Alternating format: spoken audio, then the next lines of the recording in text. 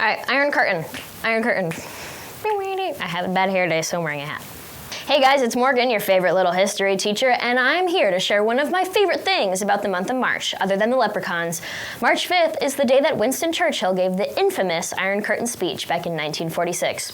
Pretty big deal, okay?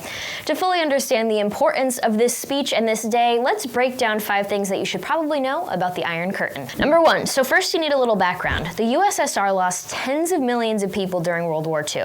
To prevent this kind of loss in the future, Stalin decided to protect his country by creating a buffer of little tiny communist countries surrounding the USSR that he could easily control. Number 2, after World War II ended, part of the agreement was that Communist Soviet Union was given control of Eastern Europe. The countries in Eastern Europe included Bulgaria, Czechoslovakia, East Germany, Hungary, Poland, Romania, and Albania, and they became known as the Soviet bloc. The border between the Soviet bloc and the free democratic Western Europe came to be known as none other than the Iron Curtain.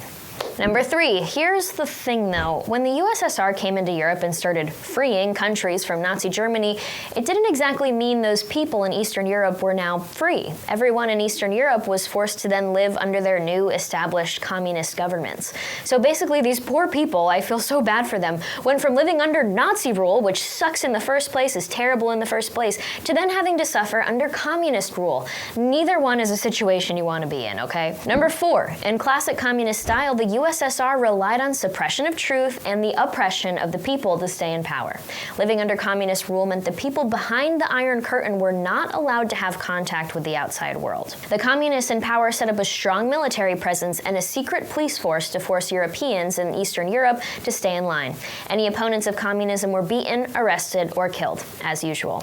And it didn't take long for the leaders of the free world to notice. Number 5, when Churchill gave his speech to News of Peace, he wasn't the first person to ever call it the Iron Curtain.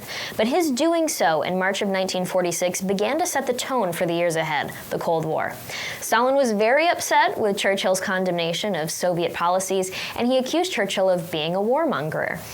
I don't know about you though, I'm pretty thankful that Churchill had the courage to call out oppressive communists and their pattern of human rights abuses.